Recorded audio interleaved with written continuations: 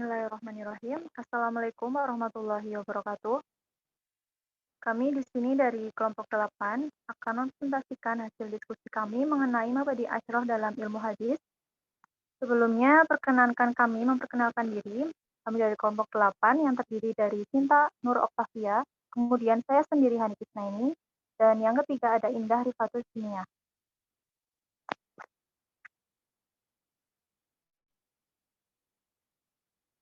Materi pembahasannya meliputi yang pertama ada definisi mabadi asyrah pada ilmu hadis, yang kedua fungsi mabadi asyrah ilmu hadis, dan yang ketiga urgensi mabadi asyrah dalam ilmu hadis.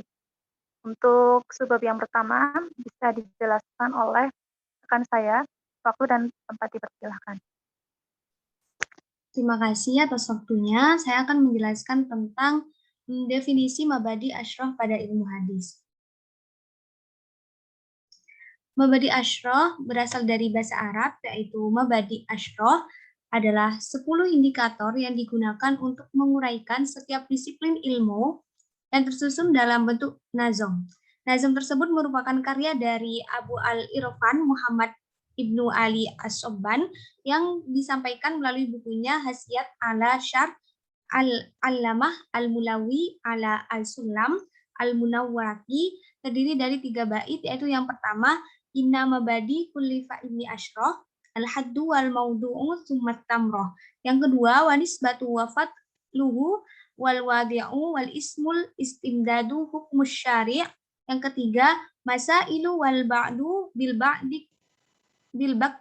ba'dik tafa wa mandarol jami'a hazas syarofa. Nah, bait-bait tersebut dialihbahasakan secara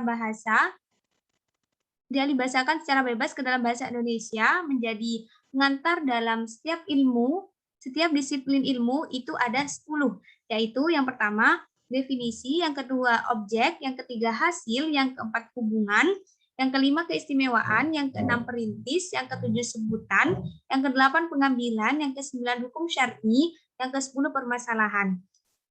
Mabadi asyrah merupakan 10 prinsip dasar atau 10 pondasi bangunan suatu ilmu atau body of knowledge. 10 prinsip dasar atau mabadi asyrah adalah deskripsi umum mengenai suatu disiplin ilmu. Salah satunya ilmu hadis. Mabadi ilmu hadis dijadikan sebagai peta, outline, sketsa, serta informasi awal mengenai ilmu hadis agar kebenaran dan keaslian suatu hadis dapat ditelisik lebih dalam. Meskipun uraian mabadi asyrah ini pada mulanya berkaitan dengan ilmu syariah. Nah, berikut yang termasuk dalam mabadi asyrah dalam ilmu hadis. Yang pertama itu ada al-is atau nama ilmu. Ilmu hadis berasal dari bahasa Arab, yaitu al-ilm atau kumpulan kaidah, dan al-hadis atau hadis Rasulullah SAW. Penyebutan ini dimutlakan atas ilmu hadis dirayah. Mengenai pembagian ilmu hadis akan dibahas pada poin takrif. Ada pula yang menyebutnya dengan bentuk plural, ulum al-hadis atau ilmu-ilmu hadis. Nah, yang kedua ada at-ta'rif atau definisi. Nah, at-ta'rif ini dibagi menjadi 2, yaitu yang A, ilmu hadis dirayah.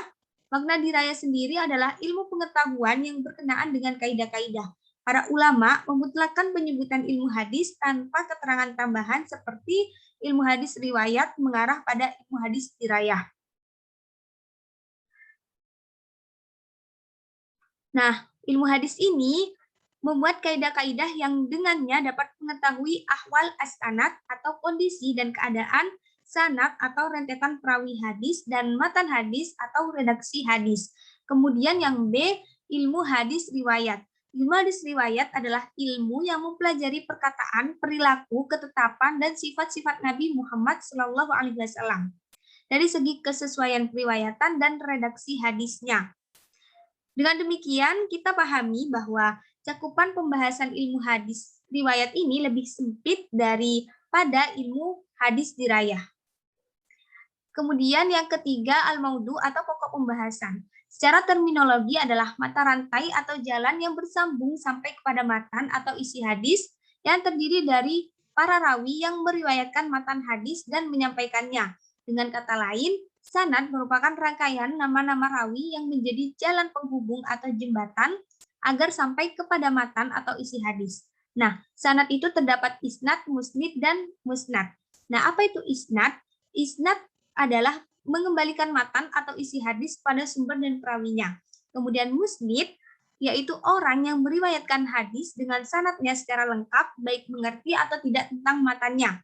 Kemudian musnad ialah sanad bersambung dengan Rasulullah Shallallahu Alaihi Wasallam atau bersifat mutasil atau tidak putus dari Rasulullah Shallallahu Alaihi Wasallam. Yang keempat ada at-samroh atau manfaat atau hasil.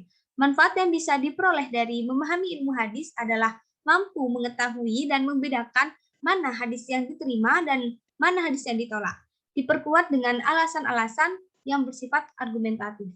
Untuk penjelasan selanjutnya akan dijelaskan oleh rekan saya, yaitu Indah Rifatuddiniyah. Yang kelima yaitu al-fadl atau keutamaan. Ilmu hadis termasuk disiplin ilmu yang paling mulia, sebagaimana telah dijelaskan bahwa kedudukan dan kemuliaannya oleh para ulama. Next.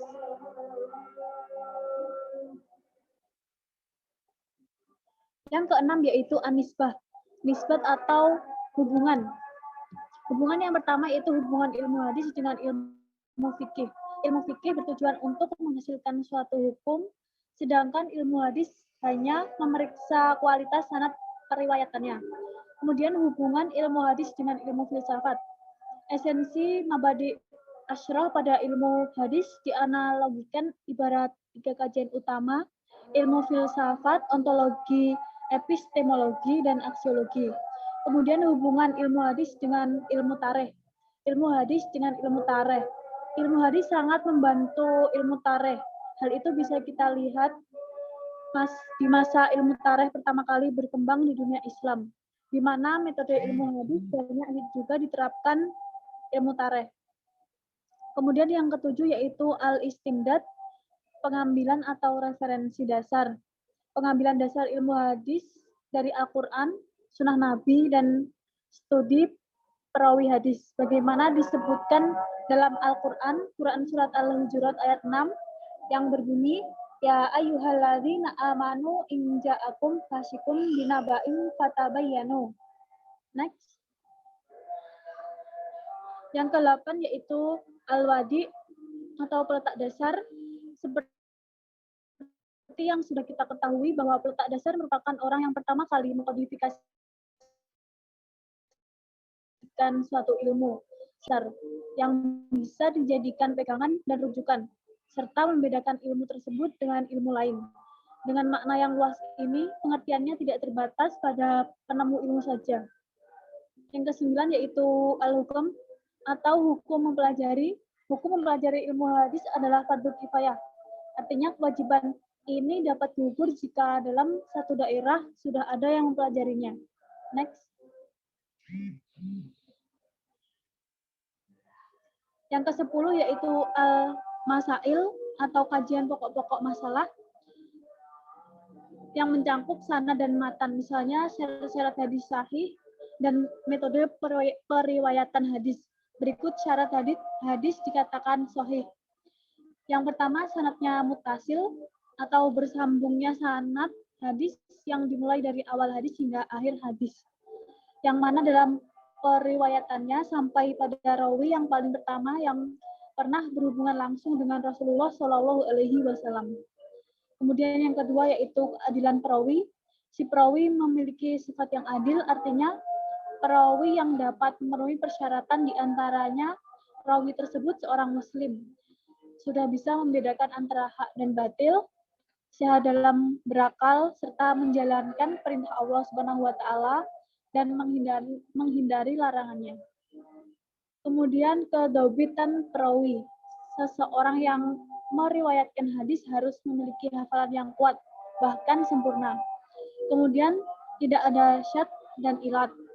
Hadis sahih tidak diperbolehkan mengalami syad atau kerancuan dan harus bebas dari sebuah ilat atau kecacatan. Next. Secara garis besar ada dua metode periwayatan. Metode yang pertama, rawi mendengar langsung dari gurunya, dengan demikian murid bertemu dengan gurunya dan diketahui betul tentang pertemuannya itu.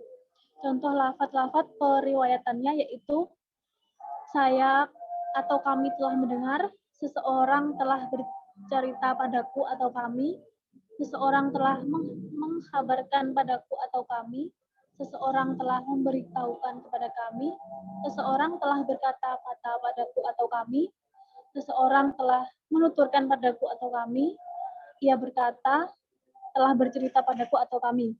Kemudian metode yang kedua yaitu rawi yang belum pasti diketahui tentang pertemuan-pertemuannya dengan guru. Mungkin mendengar sendiri dengan langsung atau tidak mendengar sendiri. Contoh rawi atau diriwayatkan oleh, haki atau diriwayatkan oleh, an dari, an bahwasannya. Next. Selanjutnya akan dijelaskan oleh rekan saya, Hani. Baik, di sini saya akan melanjutkan coba fungsi mabadi asyrah ilmu hadis. Next slide. Fungsi mabadi asyrah pada ilmu hadis menurut Syekh Muhammad Yasri menjelaskan bahwa setidaknya terdapat dua fungsi mabadi asyrah. Yang pertama, penuntut ilmu dapat memiliki pengetahuan dan deskripsi global mengenai ilmu hadis sebelum ia masuk lebih dalam ke rincian-rincian materi ilmu hadis. Ia akan mendapatkan informasi dan sketsa kasar tentang poin-poin pembahasan yang dibahas di dalamnya. Berdasarkan inisiasi pengetahuan ini, seorang penuntut ilmu hadis tidak akan rancu dalam mengidentifikasi satu masalah dengan masalah lain dalam ilmu hadis. Fungsi yang kedua, yakni seorang penuntut ilmu hadis akan mengetahui faedah dan fadilah atau keutamaan mempelajari ilmu hadis. Fungsi kedua ini akan menjadi dorongan atau motivasi tersendiri bagi penuntut ilmu itu untuk menguasai dan menggali ilmu hadis lebih dalam. Kesulitan dalam masa pencarian ilmu hadis akan terasa lebih mudah karena dia telah memiliki semacam outline sebelum mendalami ilmu hadis. Next. Kemudian subbab yang ketiga ada urgensi mabadi asyrah pada ilmu hadis. Next slide. Urgensi mabadi asyrah pada ilmu hadis sudah menjadi rahasia umum bagi halayak muslim, apalagi bagi kalangan ulama. Hal ini mengingat ilmu hadis memiliki kedudukan tertinggi dan paling mulia setelah Al-Quran. Artinya, hadis menempati posisi sebagai sumber hukum kedua dalam sistem hukum Islam. Maka dari itu, mabadi asyrah mempertahankan pewarisan validitas dan kredibilitas hadis melalui pemilahan kejelasan sanad secara selektif. Dengan adanya sanad yang jelas, maka kekeliruan, kesalahan, dan kepalsuan dalam periwayatan hadis itu dapat dihindari, sehingga seiring berjalannya waktu, otentisitas atau keaslian matan suatu hadis itu tetap terjaga, tetap terpelihara dari pihak yang bermaksud untuk memalsukan hadis. Nah, maka dari itu dapat ditarik kesimpulan dari penyampaian materi tadi, bahwa mabadi asyrah itu merupakan 10 kaidah atau prinsip dalam menyeleksi kebenaran dan keautentikan hadis, sehingga menimbulkan adanya hadis yang diterima dan juga hadis yang ditolak. Mabadi asyrah itu meliputi 10 prinsip dasar. Yang pertama ada al-ism atau nama ilmu, kemudian at-ta'rif atau definisi, kemudian al-maudhu atau pokok pembahasan, kemudian al-samroh, manfaat atau hasil, kemudian al-fadl, keutamaan, anisbah hubungan, kemudian al-istimdad, rujukan atau referensi dasar, al-wadi, peletak dasar, al-hukum, hukum mempelajari, dan yang terakhir ada al-masail atau pokok-pokok masalah yang dikaji. 10 prinsip tersebut berfungsi sebagai deskripsi global cakupan ilmu hadis dan mendorong seseorang itu untuk mempelajari ilmu hadis lebih jauh, sehingga dapat dipilah mana hadis yang asli atau hadis sahih dan hadis yang palsu atau hadis maudhu.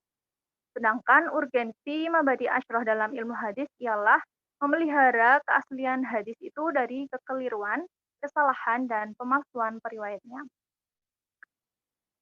Demikian yang dapat kami sampaikan. Kami memohon maaf apabila terdapat salah-salah kata atau kekurangan lainnya selama penyampaian materi. Sekian dan terima kasih. Wassalamualaikum warahmatullahi Warahmatullahi wabarakatuh. wabarakatuh.